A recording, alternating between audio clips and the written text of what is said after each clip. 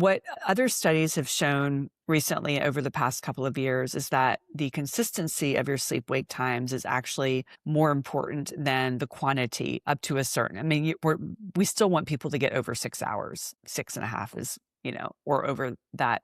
But one of these studies found that regularity within 30 minutes could cut all-cause mortality risk by 49% and cardiometabolic risk by 57%. So just think about that for a second. That is all that risk reduction benefit comes from a very consistent sleep-wake cycle in terms of you're not swinging out farther than 30 minutes either way on your bedtime or your wake time. And that's like, to me, that's like such music to my ears, because I feel like most people can achieve that regularity with a little bit of intentionality. Hey, badass listeners. Welcome back to another episode of Midlife Strategies for Badass Women. I'm your host, Sue Willoughby, and today we are tackling something that almost every midlife woman struggles with at some point in their journey, and that is sleep. It's my pleasure to welcome Morgan Adams to the show. Morgan is a transformative holistic sleep coach and the creator of Sleep Easy Method. I'm very excited to hear about this because I have struggled with sleep. So she isn't just preaching from a textbook. She truly gets it. She has spent almost a decade dependent on prescription sleeping pills to survive her own battle with severe insomnia. Add in the fact that she is a 2-time breast cancer survivor and a fierce advocate for disease prevention, and you have a true badass who knows exactly what it takes to reclaim your health and your rest. If you are tired of being tired and want to finally fix your relationship with sleep, you are in the right place. So grab a cozy blanket and a nice hot cup of tea, and let's get into it. Hey, badass listeners, it's me, Sue Willoughby, and I am here with Morgan Adams. And during the introduction that I had before you got into the show here where you are right now, I told you that we're going to talk about sleep.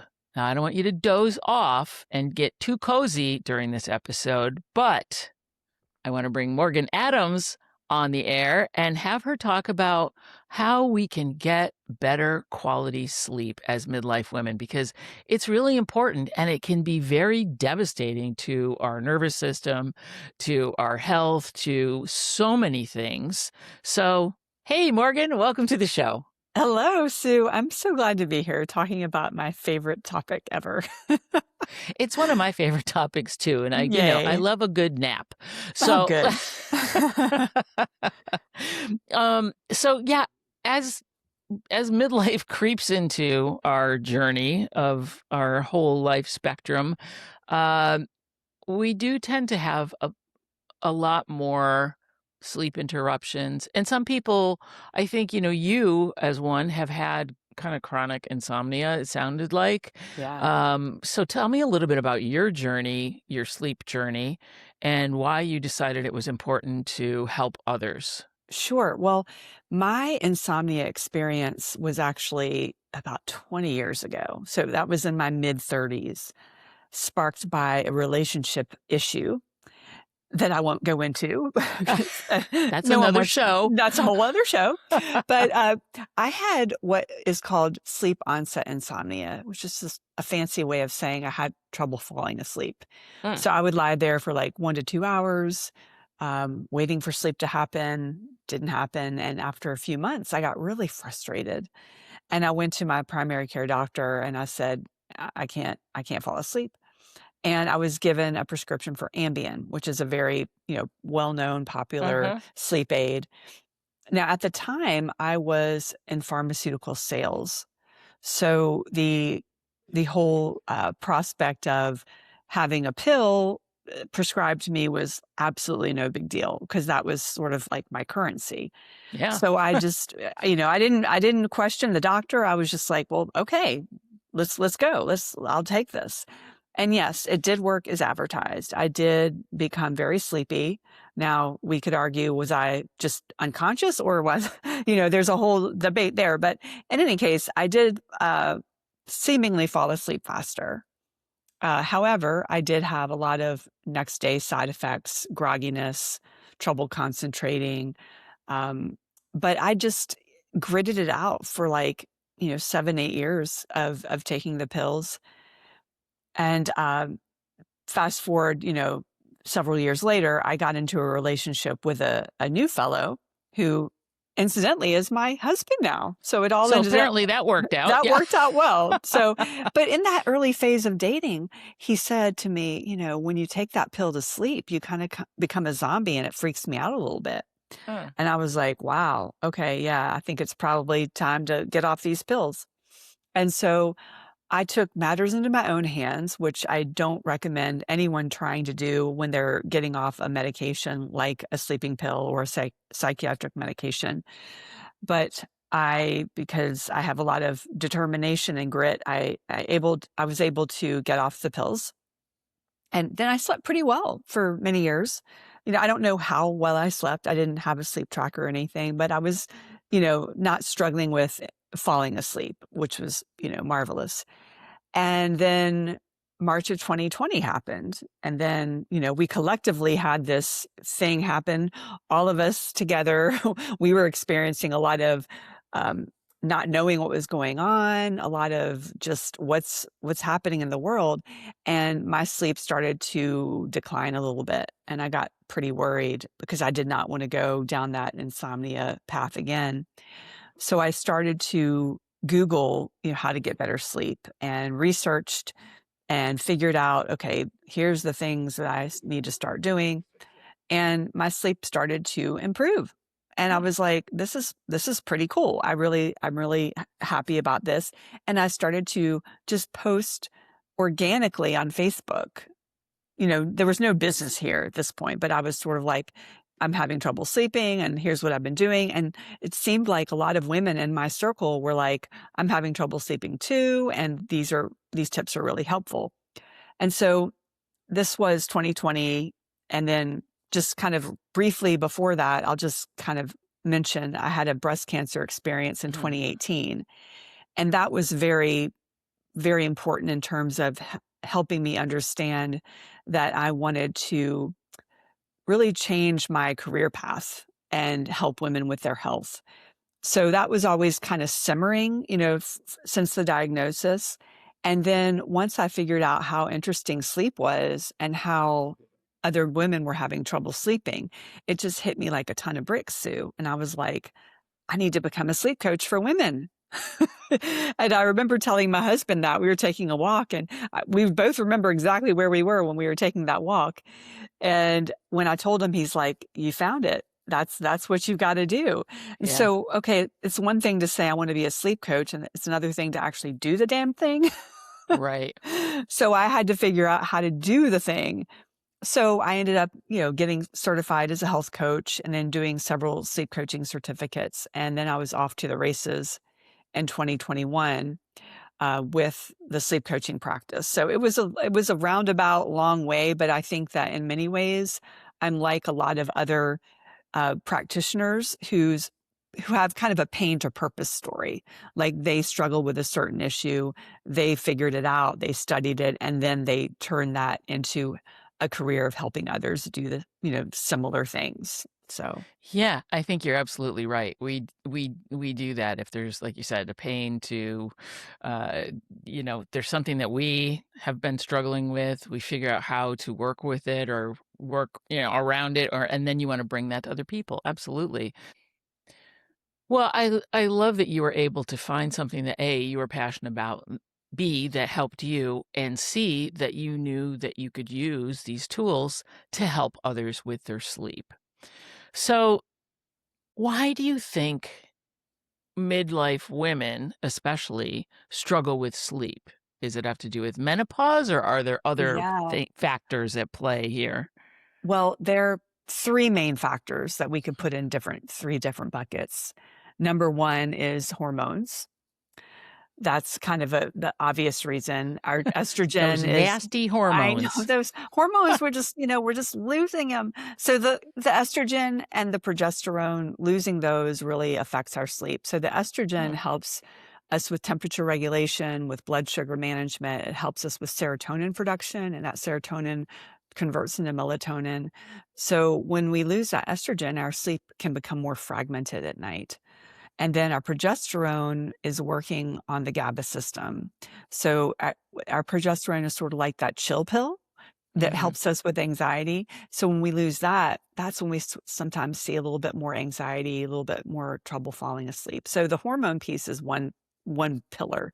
The other pillar is more of mental health issues. So in midlife, anxiety and depression tend to creep up, and both of those unfortunately leave us more vulnerable to insomnia and sleep issues.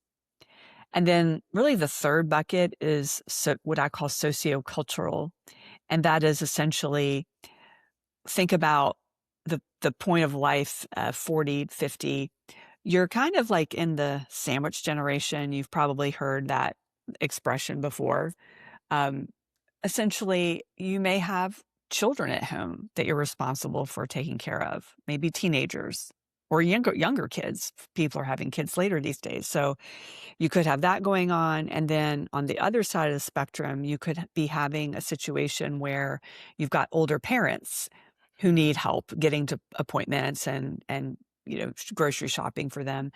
And on top of all that, a woman in that phase of life may be at the height of her career. She may be a manager, at a company, or she may be an entrepreneur, doing her own thing. And so all of those competing demands create this situation where she's under more stress and anxiety, and that can play out into trouble sleeping or even having trouble budgeting the time to sleep, to like actually Mm. prioritize those hours. That's a issue as well. So it's kind of like the perfect storm. And what we what we find is that unfortunately about half of midlife women are struggling with their sleep, which is a lot of us. Struggling in silence, Yeah, and that's staring at the ceiling in the yeah, middle of the night. and Yeah. that's part of what I'm here for is not just, helping people in the moment in solving their sleep issues, but getting the conversation going and encouraging women to speak up and not to suffer in silence. Because I think a lot of Mhm. women have been conditioned, maybe by their own mothers, this is what we go through. Sleep is Yes. going to freaking suck. You're not going to get any more sleep. This is the way life is. And I'm here to, I guess maybe be a beacon of hope in some respect to let women know that they don't have to settle for crappy sleep. I almost said another word there, but You can you say can whatever imagine. crappy words you You want. can imagine they don't have to settle for that. Yeah. So, yeah, that's my little soapbox that I'm standing on. No, it makes perfect sense because we are dealing with a lot. And here's the thing, like you said, these are things that we've learned that have been handed down to us, don't speak up, don't complain, don't do this, don't do that, right? All of the things. I remember when I was a kid even, children should be seen and not heard. I don't Right. disagree with that. However, uh, but I mean, the same thing, like we hear all those things as we're growing up where it's kind of just like buck up. And so you're talking about in that sandwich generation, you're still raising children, you've got aging parents, you've got a job, so you've got your own family, you've got all of these things going on. And yeah, you are probably physically exhausted, yet when you put your head on the pillow, you can't fall asleep. And that sucks. Yes, it does. That's So crappy common. for sure. Yes. Um, so those are good. So there's a lot going on there. So Yes. how do you I mean, do you isolate things? I mean, how do you like you've got those Yeah. 3 and those are all big things that you can't necessarily just turn off. Yeah. Cuz like you talked about the mind, right? And I think that I know when I've had trouble falling asleep, it's because I'm worried about something. It's Right. because, it's like whatever it is, it has now been spinning in my brain and has now gotten bigger and bigger and bigger and louder and louder and louder. And then, yeah. Yeah. Well, when I work with clients, we go through a pretty in-depth process in the beginning of kind of peeling back the layers and getting to the root cause it's usually causes, it's usually not just Yeah. one cause. Um, and so we work on the things that come to the surface as to what the problems are. Now, if we kind of go in order of the things that we talked about, a lot of times, women who come to me are not on hormone replacement therapy. Sometimes they are. Now, not to be a downer, but the reality is that if you've got insomnia, it's not a surefire thing to take hormone replacement therapy and have your sleep situation resolved.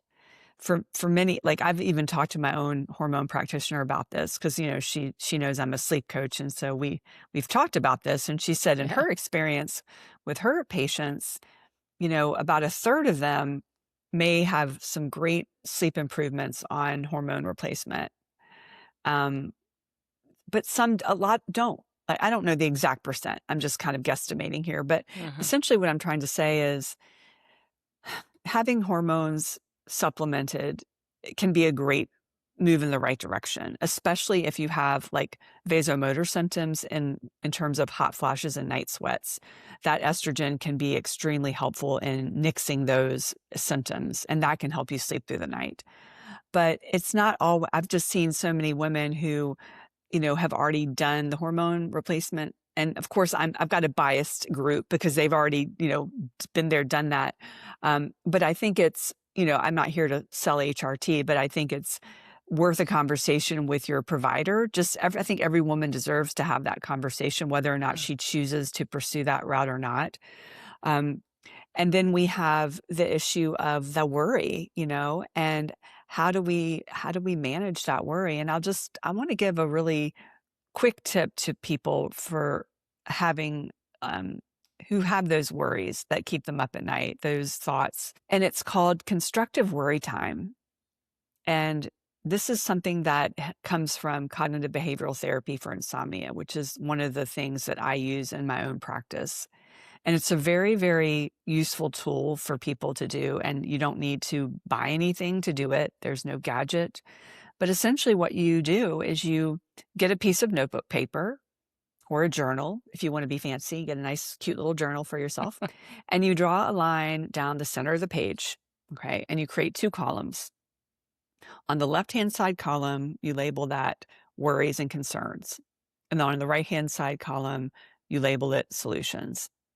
And what you basically do is you set a timer, 10, 15 minutes, and you do it every day. And usually my clients tend to do this like around dinner time, maybe after dinner. And they just essentially brain dump, all of the things that are bothering them. Like if you've got a specific worry, then addressing it with the next step in solving that problem or addressing that worry. Now, sometimes there's not like a concrete thing. It's more of like maybe it's a more global type of situation where there's Yeah. no immediate, but you address that too. Just because you Yeah. don't have the solution, you can still write it down. Like And there's a pandemic going on. right. That's a little, Like yeah, you're saying, right? that was a little hard to It handle. was like, But, but, so what ends up happening is over time, you're training your brain to sort of like deal with these worries in the moment. So you're less likely to wake up thinking about them at night, or when you put your head down on the pillow at night, they don't come popping up like some pieces of popcorn. So Mhm. that's a really valuable, backed strategy for helping people with their worries. Another strategy I'll offer up is something that I think I made this name up. And if I didn't, I hope someone comes to correct me. But I call them mindfulness snacks. Okay. Mm. And what I recommend for people to do is take a couple of mindfulness snacks each day, maybe 10 minutes in the morning and maybe 10 minutes in the afternoon. And during these mindfulness snacks, you basically don't consume any information. You don't you don't try to like solve any problems. You're just sort of like sitting and letting things kind of happen. But ideally, you might want to be outside doing this, like taking a walk without your headset and listening to podcasts, although that's kind of fun to do. Being Right. a podcast junkie that we are, I'm sure you are, Sue. That's called a podcast snack. That's right. That's right. That's another thing altogether. Yeah. So what ends up happening when you take these mindfulness snacks quite often is you're able to do some processing of thoughts and emotions. Okay. Because if you think about most of us during the day, we're so busy, we go back to back to back. We don't actually prioritize that time to process those thoughts and emotions. So what happens when we don't do that? They pop up at night when we're trying to fall asleep. So it's essentially just giving yourself these allotted, like time allotments for doing nothing and allowing these things to come to the surface. It sounds a little like meditation, right? Where, meditation is one of those things where, once again, you're supposed to, as things pop up into your awareness as you're meditating, just be like, okay, I see you. I hear you. Thank you very much. Please move along. Yes. It's very much like that. And you could even actually do a meditation in that period of time. You could do really whatever you wanted to, but your main goal is to not take that time to like catch up on things. Like, because, sometimes people are like, I'm going to take a 10-minute break. And you're like, okay, great. Then you find out their break was, consuming news. Yeah. You're on your phone for 10 minutes doing whatever. Yeah. Catching up on whatever or checking the weather or, like making their grocery list. Like literally you're not productive, A, and B, you're not consuming information. Right. Yeah. So during that time, I think the best use of that time is to take a walk in nature. Like literally, because you've got the movement and you've got the natural light. It's kind of like a perfect recipe for mental health and sleep. Or you could do breath work or meditation. Or you could just sit there silently, doing literally nothing. It's up to you. Some people have a hard time with that, though. They can't sit still. Their monkey mind is just going, and it doesn't feel. Not just myself, but I've spoken to people about that too, and it's like I can't sit here for 10 minutes and not do anything. So I do think that the suggestion of getting outside and doing something. I remember going to a silent retreat. That was challenging. And we did a walking meditation where you would, we're all scattered out in this big field, and the instruction was to just walk, 10 or 20 paces in one direction, and then walk another 10 or 20 paces in another direction. And whenever something came up in, a problem or a whatever in your mind, you stopped. And then you kind of had to start over again. But it was really, because it was interesting what happened. And I started it, and then there were a couple times where I was like, oh, what am I freaking out about? What am I thinking about? Because I'm just out here. It's a beautiful sunny day. I'm barefoot. I'm in the grass. I'm not in an office. I'm not sitting at my desk. I have nothing to worry about right now except just being present. So I think, to your point, when you're doing something like that, like I know if I'm sitting at my desk and I'm working on a project where I just get to a point where I'm like, I gotta step away. I just have to step away. Yeah. So I usually take my dog and go for a walk.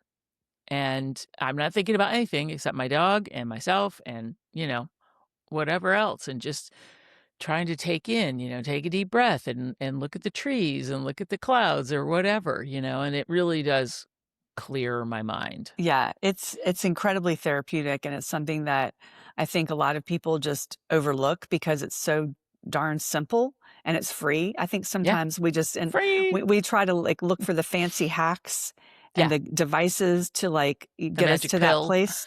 And there's a time and the place for the devices, and I have my fair share, but there's literally nothing more therapeutic than stepping out into nature. You've got the natural light, you've got all of that out there for you. And I just think sometimes we don't we don't think about the easy, simple, free Yeah. things. Yeah. Right, exactly. Even just like go in the backyard, throw the ball for the dog, even if you don't go Yeah. for a walk. You're, Yeah. if you don't have a dog, then don't do that. Uh, don't go throw balls for random dogs. Uh, and the other thing I wanted to talk about was you talked about like writing down the problem or the issue and then the solution kind of thing, or what's Mm, bothering you, the worry, and then a potential solution or whatever. yeah. Um, I've also heard something similar to that where like, keep a pad of paper or a journal by your bedside and if you wake up and there's some thoughts that are really, just write them down. That way it gets them out of your head. And I mean, that I think in journaling in general kind of just it gets things out of your head and puts them somewhere else where they're Yes. not just bouncing around inside there, Yes. because we know what happens. Those things get recorded and then it makes a tape, and then that tape plays on a loop, and then Right. you're off Yeah. to the races. You're right. I mean, there's so much value in just getting it from your head to paper Yeah. and then just Yeah. letting it go. And another point on the worry exercise is part of that is saying to yourself, if you start to worry at night, as you say to yourself, I've done my worry exercise for the day. Like, I'm not allowed to worry now. Like, my worry begins again tomorrow at the same designated time and place. So it's like It'll be there it'll waiting be for you. there waiting for you. So a lot of it is just giving yourself the permission to do the thing, to do the exercise. Because I think a lot of times, we're like, don't worry about it. Like, we're like, worrying is not good. Worrying is very beneficial in many ways, but it's just a lot of us are worrying at the wrong times. Yeah. So if we can Or I call some of the things that, I see people do, it's like recreational worrying. yeah, You're a exactly. recreational worrier because, it's like you're creating things to worry about. It's Yeah, not, yeah. it's just funny. I do it for myself too. I'm like, you're doing recreational worrying again. Stop it. Figure out something else to do. Right. So okay, so let's say you fall asleep. Great. Mhm. And you're like, okay, good. The worry thing helped me. I'm gonna fall asleep naturally with, I listen to sleep stories. I literally, because I love it when people read to me. Yeah. Well, I it's like love sleep stories. yeah. Or else I'll listen to a frequency or something like that. Uh-huh. That also helps me, get out of my head, because Yeah. I fall asleep listening to the story, and it usually doesn't take me that long. And so, but then, you wake up. So you wake up, I wake up to go to the bathroom. Usually I can go right back to sleep. But what happens with that like 3 a.m. wake up call that you get? You're like, oh shoot. You look at your clock or your phone, you're like, oh my God, it's only 3 o'clock. Or you freak out, Well, it's 3 o'clock and I have to get up at yeah. 5, Well, so you just said one of the things that like can help us potentially stave off the wake ups, and it's checking the time. So like one of the things for the people who are waking up, they're like, I wake up at 3:17 every night. I'm like, well, how do you know it's 3:17? Well, 'cause because I I check check. my phone. I'm like, okay, well, Don't do not to. that. So yeah, the first thing is if you're checking the time, do not do that. Like I talk to my clients about like having a bedroom that doesn't have any clock faces. Hmm. If there's a clock, you remove it or you turn it around. You sleep with your phone outside of your bedroom. Now, I know there's some exceptions. There are certain people who, have older parents or, teenagers and they need the phone near them. But for the most part, the phone stays in another bedroom. So you can't literally see the time. I think that a lot of times seeing the phone just reinforces that wake up over and over again. But Interesting. what I will say about the 3 a.m. wake ups and the middle of the night wake ups is that it's a very normal part of our physiology to have wake ups throughout the night. Hmm.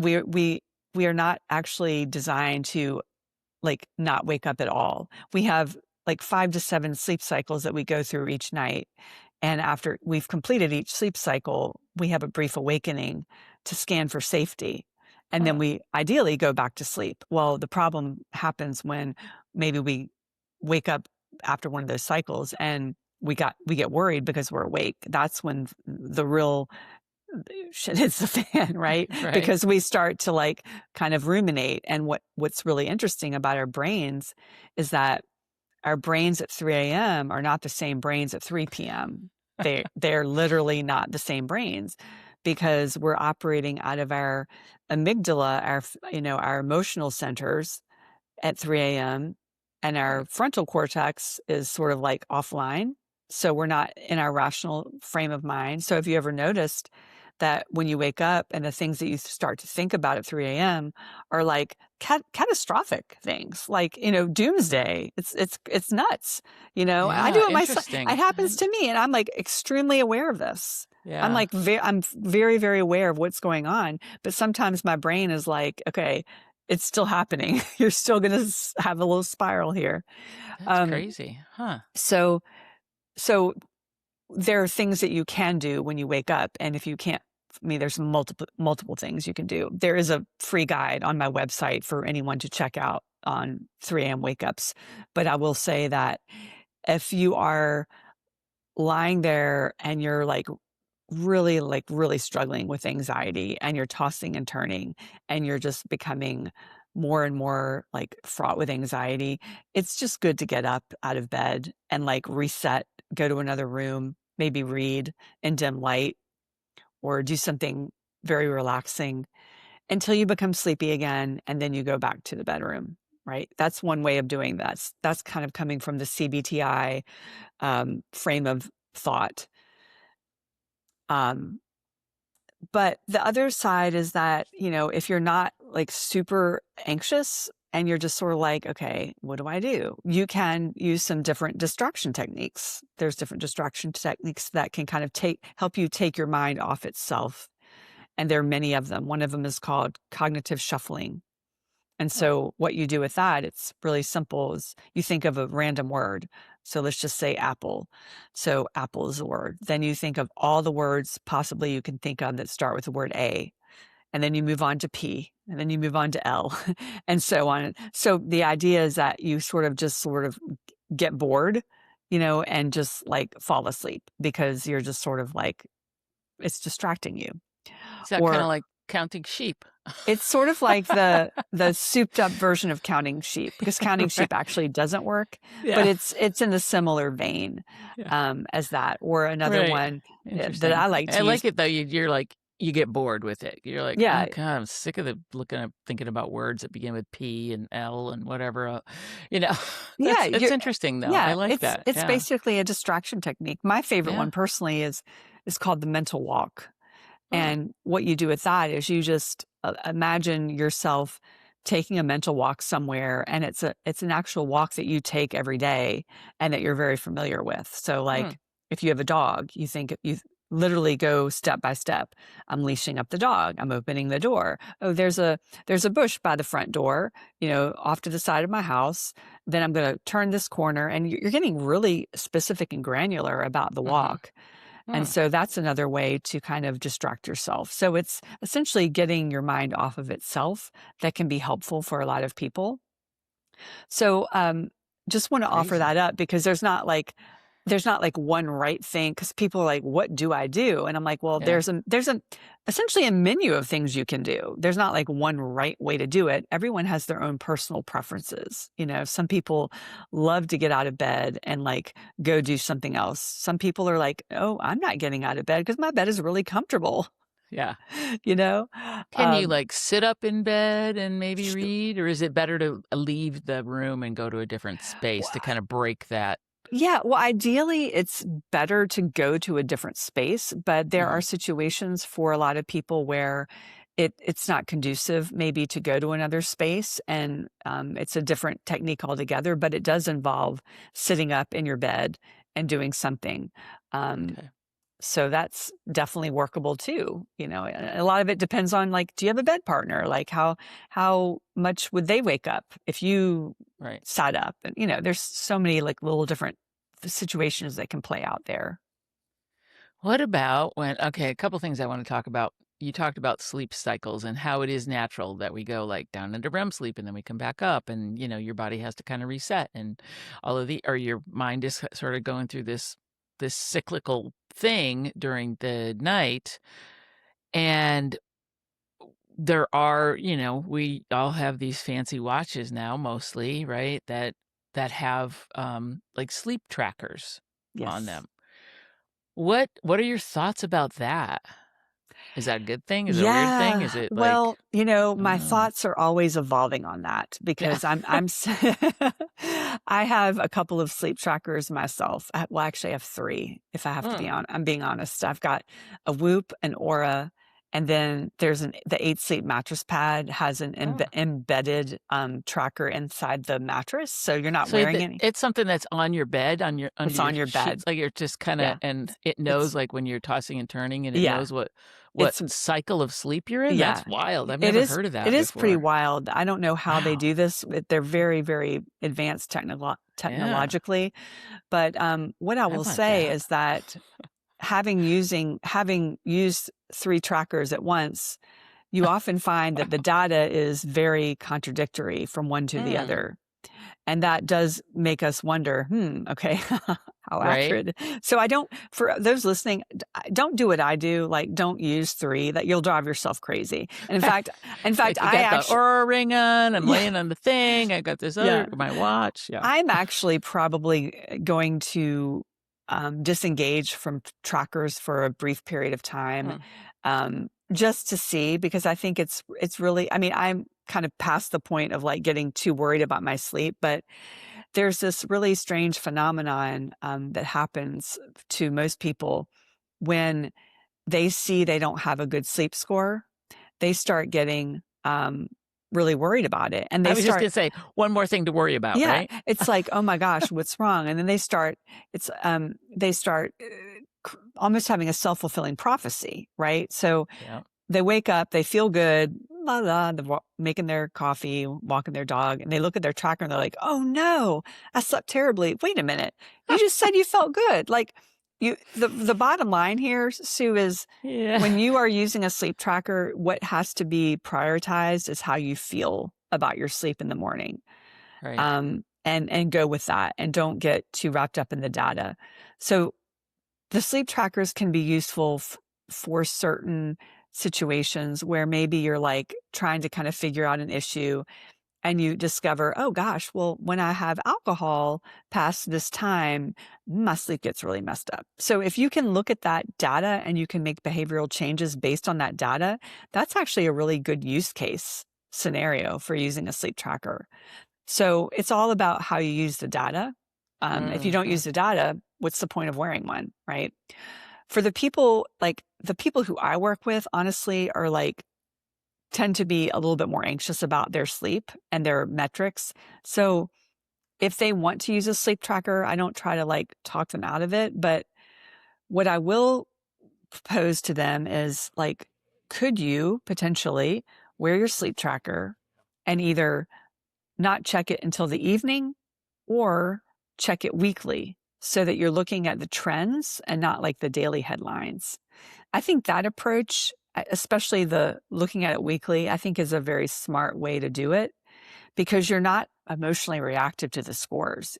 You're stepping back. It's almost like you're looking at a business report, Mhm. and you're looking at the trends and you're looking at Right. it with a little bit more of a objective eye versus like the reactivity that happens the second you open it in the morning and you're like, oh my God, there's just this emotionality to that I think that could be sidestepped if we just like maybe looked at our sleep trackers less often.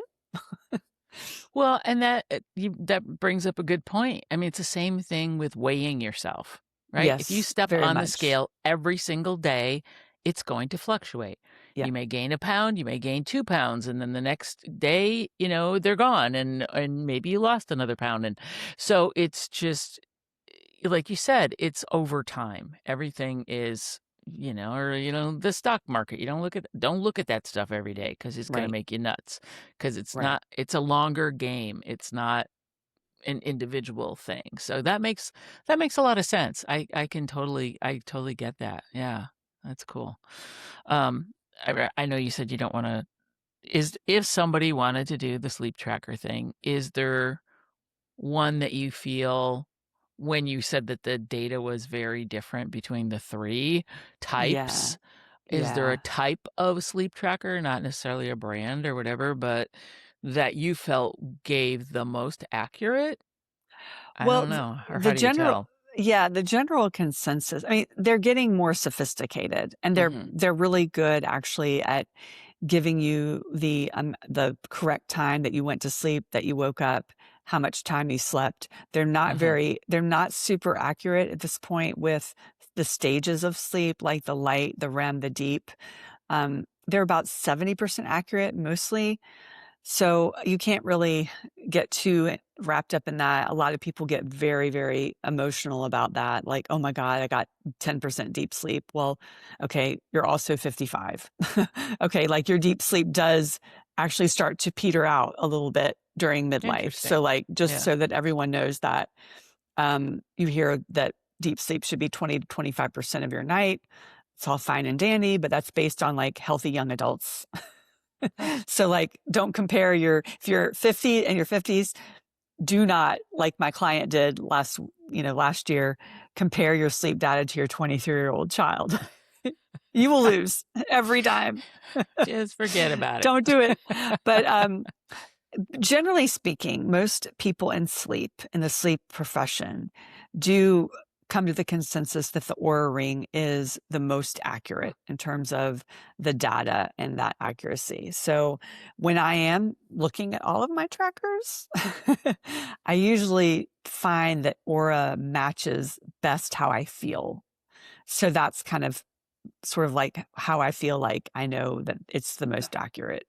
Yeah, interesting. Yeah, Yeah. I don't wear um my iWatch to bed. I just because I don't want it to I mean, usually it would be in sleep mode as well, Yeah. but I don't really want one more device on me when Yeah. so I Sure. would think that the Aura Ring would be a little bit less intrusive Yeah. It just tends because to it's be a that way. ring, Yeah. rather than yeah. Yeah. That's interesting. Okay. Well, thank you. I just wanted to get your 2 cents on Yeah, of that. course. So having said that, and you were talking about 20% REM sleep or deep sleep or whatever. Um, we hear a lot of different numbers around how much sleep we actually need every night. What's a good number? And is it, so there's a couple questions in here. How much sleep do we actually need? And does it change over time? Like when we're younger, do we need more sleep? When we're older, do we need more sleep? So how, Yeah. what is the real thing? Because we hear so Yeah. much stuff. Well, the sleep recommendations from the National Sleep Foundation are 7 to 9 hours for adults 18 to 64. Oh, okay. I think the recommendation is like 7 to 8 after 64. And then of course children, they need more. They all need more. And I'm not a pediatric sleep Right. coach, Yeah. nor But do we're I not have talking about yeah. peds right now anyway. And We're I talking don't about have children, so midlife people. I don't go down that route. But Right. um what is very interesting about this discussion of quantity is there is this what I call the 8-hour myth, and I think the 8-hour myth comes because 8 is between 7 and 9. Okay, Okay. Yeah. and That's what I've so always heard, as a yeah, grown up. Gotta get 8 hours of sleep. yeah, and Oh, it's okay. something that many clients come to me with the goal. Like I have a little intake form that they fill out, and like one of their goals is often to get 8 hours of continuous sleep. So a couple of things to like share with you from a recent research perspective.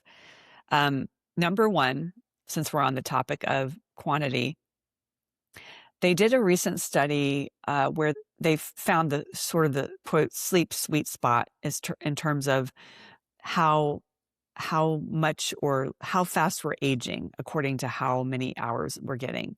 Huh. And I found this very fascinating because what they found was between like 6.4 to 7.8 hours of sleep a night was like the sweet spot for most people. They were looking at the aging of organs. Okay. Huh. So what they generally found was that 6.4 hours to 7.8 hours was like sort of like the ideal for anti-aging overall, which is actually really reassuring for those people who are not getting 8 hours. Mhm. Okay. So when were sleeping over 8 hours, that's when their aging happened a little bit more quickly, and also under 6 hours. So if Really? you're under six Huh. hours, that's a little bit of a problem in terms of cardiometabolic consequences. So high blood pressure, being overweight, heart disease, all those things. Then when you have people who are sleeping like 9 hours or 8.8 plus and into nine, that's when you started seeing a little bit more psychiatric issues. Okay. So then the Really? question Huh. became, oh no, I sleep 8.5 hours every night. And do I need to like cut back on my sleep? No, no, no. We don't want people to go in that direction. It's more of like, the reason why is because when people were looking at the people who were sleeping like 9 hours or the like long sleepers, the reason why a lot of them were sleeping longer is because there was a health issue underlying that caused them to sleep more, Hmm. right? So, it's not necessarily like something to panic about. If you enjoy 8 hours or 8.5 hours, like that, don't run out and panic. But if you're really sleeping a long time, it may be like worth having maybe your health looked at and just figure out if there is an issue. There may not be an issue at all. Your body just might require a little bit more sleep, and that's it. And there's no problem at all. But I think it's reassuring for a lot of people who I know, specifically my clients, who are getting maybe like a little bit less than 7 hours. They're getting 7 hours. And I mean, and they're actually feeling okay. You Uh-huh. know, but the fact that there's this 8 hour myth makes them feel like they have to achieve a certain number, when in reality, they're like functioning just fine. That's I had okay. a client a couple of years ago who came to me saying, I really need nine hours of sleep. And by the time we finished working together, she actually said, you know what? I never thought I'd say this, but a little over 7 actually feels to be where I need to be, Hmm. because her quality got better. And that was super Yeah. important. Yeah. So on another thread, because I think this is such an important thread, because I think it's busting a lot of myths out there about the quantity issue of 8 hours. What other studies have shown recently over the past couple of years is that the consistency of your sleep wake times is actually more important than the quantity up to a certain. I mean, we still want people to get over 6 hours. 6.5 is, or over that. But one of these studies found that regularity within 30 minutes could cut all-cause mortality risk by 49% and cardiometabolic risk by 57%. So just think about Wow. that for a second. That is all that risk reduction benefit comes Hmm. from a very consistent sleep-wake cycle, in terms of you're not swinging out farther than 30 minutes either way on your bedtime or your wake time. And that's like, to me, that's like such music to my ears, because I feel like most people can achieve that regularity with a little bit of intentionality. And Hmm. so where that really starts is your morning wake time. So when you begin this journey of like getting better sleep, one of the first things you do is anchor down your morning wake time. And you abide by that every day. That ends in the word DAY. So in other words, m- Saturday and Sunday, it's the same as Monday and Tuesday, Right. because your Yeah. body and brain don't know the difference between the day of the No, week. they don't. And so there's some certain things that we need to take into consideration sometimes. If you've like gotten in very late from a flight, you may want to give yourself a little bit extra time to sleep in, but not crazy amounts of time. So one of the beautiful things about this consistent wake time is that by default, it almost puts you into a situation where you become sleepy around the same time each night, because 14 to 16 hours after you wake up, you have this peak of adenosine, which is your sleep chemical, and that needs to be released in form of going to bed. Huh. So by the anchor to wake up time, you sort of by default become sleepy around the same time each night. So it kind of all falls into place very nicely.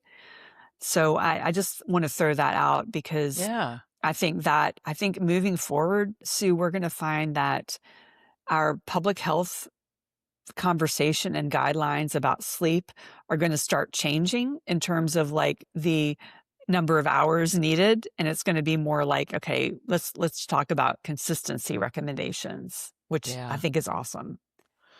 Well, that makes sense. And when I stopped working a corporate job and started was more independent, I went into real estate and whatever, all of a sudden I didn't need the alarm clock, right? Because I didn't have to be at work at a specific time.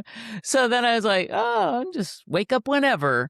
I kind of do wake up whenever now, but I tend to wake up at the same time. Yeah. Yeah. But still, yeah, I get it. And it also, I think it also helps you with your day and how you move through the day. If you know that you're going to get up at, I read this book called The 5 a.m. Club, right? Oh yes, I know about Right. that one. Well, yeah, you get up at 5 a.m. and you got, an hour, or you've got, 20 minutes to do this, 20 minutes to do this, 20, and then start your actual day, the rest of Yeah. your day. But you're more prepared for that. And I do notice that if I get up early and go to the gym early and do all the other things early, I tend to have more energy and more productive energy during the Yes. day, Yes. right? And then, like you said, of course, if you're getting up at an earlier hour or a regular hour, then you're going to start getting sleepy, or you should, unless you watch stupid TV shows too late. Yeah. And then okay, so that's another question. Should you, and we hear this, like, don't do screens after a certain time. Is there any validity to that? Like being on your phone or watching television or whatever, does that stimulate part of your brain that needs to not be stimulated after a certain time? Yeah, great question. There's so much nuance to that. So I would say that we want to be careful about a couple things. The light coming into our eyes at night, and that's not just with screens, that's overhead lights, lights Mhm. in your house in general. We want to generally dim those lights as low as possible. So if we are, on a screen, like if we're close up to a phone for a Mhm. long period of time, that could be a problem. But just glancing at your phone, checking something quick for 5 minutes, no big deal. Like it's not a big deal. Even like honestly, 20 minutes of scrolling before bed is probably going to be okay if that's how you wind down. If you Mm. know yourself, but like here's where it gets sticky. If you get sucked in and you can't discipline, Yeah. if you can't discipline yourself to like put the phone down, that's a sign. And there's apps you can do to like lock yourself out. But um, with like the TV, I'll use me for an example. I watch TV every night with my husband before bed. We have the lights Mhm. off. We have the TV I fairly, always have the lights off. I don't like to watch yeah, TV in the light. Yeah. yeah. So we watch, but the thing is, we watch shows that typically are more lighthearted, not stimulating or violent or negative, right? You don't Yeah. want the negative messaging. So I think it's about the content that you're consuming plus Okay. the light. So it, I think there's a lot of discussion in the sleep world.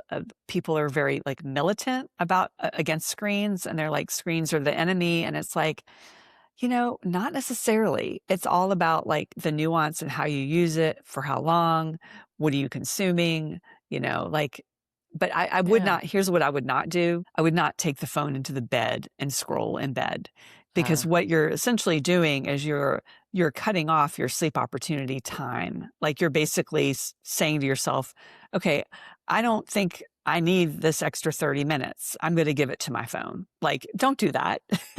And then, what I said earlier about not having your phone by the bed, I'm kind of a hardliner about that one, mm, unless you need the phone to like receive information for a situation. But like, it's just too damn easy to pick up your phone at 2 a.m. if you've woken up and scroll, because the scrolling at that time of night is not going to get you back to sleep. It's going to be too activating. I do use my phone to play my sleep stories, though. Well, that's different. Yeah. And again, And I turn it over. I mean, yeah, I don't have yeah. it, and And I yeah, put it in sleep mode, and yeah. I, And now that's do all the that's things. So that's I, an instance where there is a use case and it's not bothering you. So like again, it's like, that's your situation and it works for you. And like you're not essentially you're not interacting with the sleep story. Right. You're thinking No. about passive versus active consumption. So a Right. sleep Right. story, a podcast, a meditation, they're all passive. But Yeah. TikTok, Instagram, No, I don't do Facebook, that. Yeah. that's it's a slippery slope. I gotcha. I gotcha.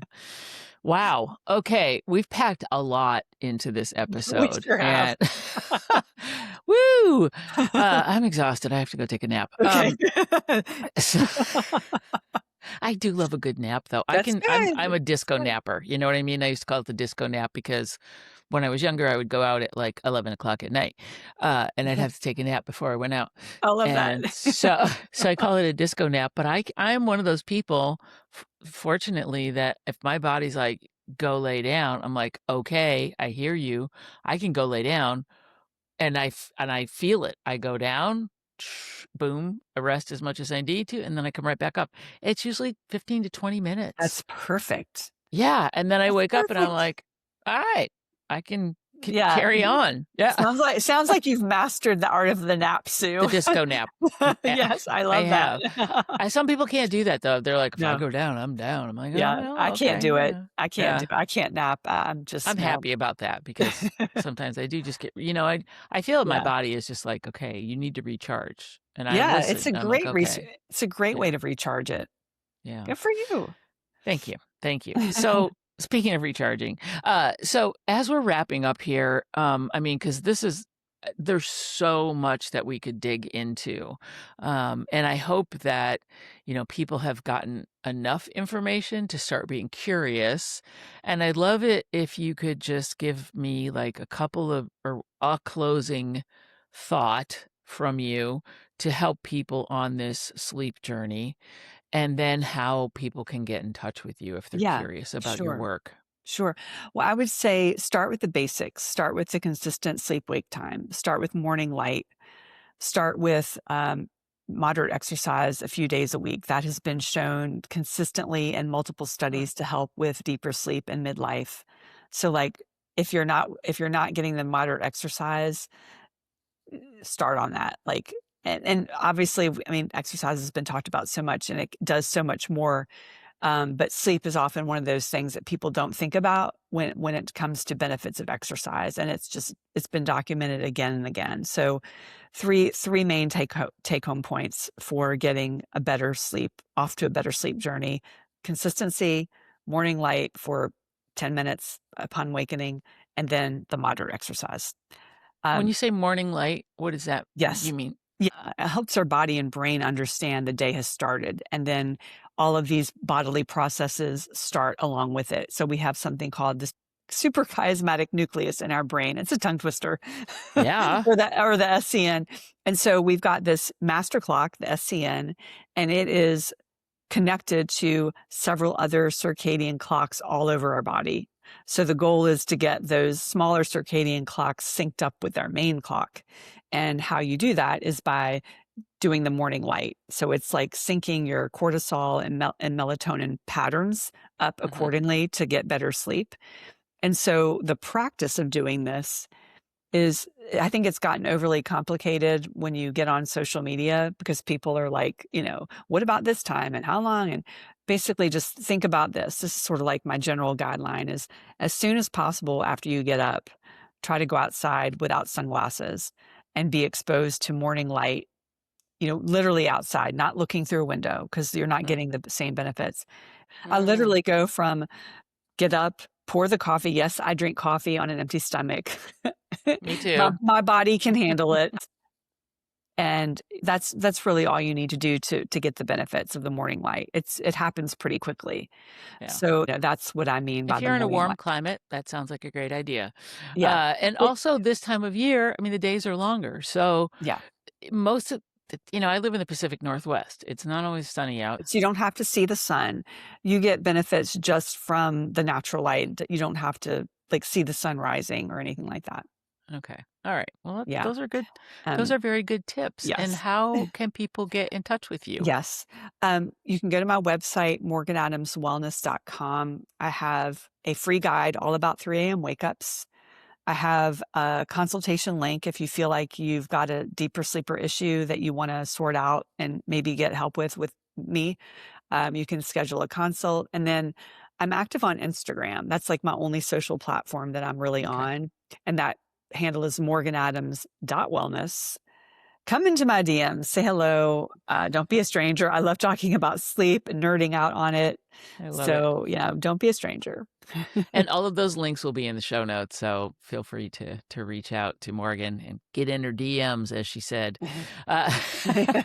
Morgan, this has been a really interesting conversation, very eye-opening and eye-closing at the same time. So I appreciate all of the knowledge that you've shared with us today. And for those of you listening, if you're having sleep problems, there may be a bigger issue. Talk to Morgan, find out, what's really going on. How can you, if you're on medication for sleep, how can you get off of it and try and, get your body back into shape for, and just be healthier and live longer and don't sleep too much but sleep enough. So I love that. it's a fine balance. That's right. All of the things. Morgan, thank you again for coming on the show. And like I said, if this resonated with you, if you know somebody else who's having some sleep issues, share this episode with a friend. I always encourage that. And this is Sue Willoughby, the host of Midlife Strategies for Badass Women, and I will see you next week with another badass.